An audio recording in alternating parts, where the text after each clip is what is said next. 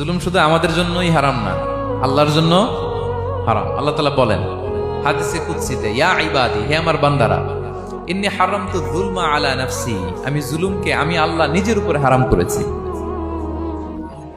ওয়া জাআলতুহু বাইনাকুম মুহাররামা, এবং এই জুলুমকে তোমাদের উপর হারাম করেছি। ফালা তাযালামু, তোমরা একে অপরের উপর জুলুম করো না।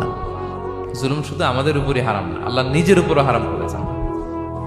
তাহলে জুলুমের সাথে কি মুমিনের কোনো সম্পর্ক থাকতে পারে? পারে না। এবং আল্লাহ তাআলা কখনো কোনো বান্দার উপর জুলুম করেন না।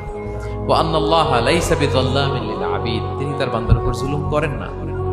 কোনোভাবেই যেন জুলুম না হয়ে যায়, এজন্য আল্লাহ তাআলা কিয়ামতের দিন মাওয়াজিনাল কিসত, ন্যায়ের মানদণ্ড তিনি প্রতিষ্ঠা করবেন, যাতে একটু ভুল না হয়ে যায়, জুলুম না হয়ে যায়।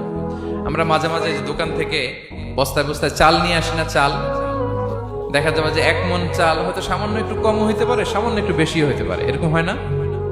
দেখবেন যে দিছে 10 কেজি, বাসায় এসে দেখবেন যে 10 কেজির চেয়ে একটু বেশি, একটু সামান্য বেশি কয়েক গ্রাম, অথবা 10 কেজির চেয়ে সামান্য কয়েক গ্রাম কম, এরকম হয়ে যায় না? মানুষ তো আমরা, কি বলেন? কিন্তু আল্লাহর নিক্তি পাল্লায়, মিজানের পাল্লায় এরকম হবে নাকি? হবে? আল্লাহ বলে না, মাওয়াজিনাল কিসত, ন্যায়ের মানদণ্ড সেটা।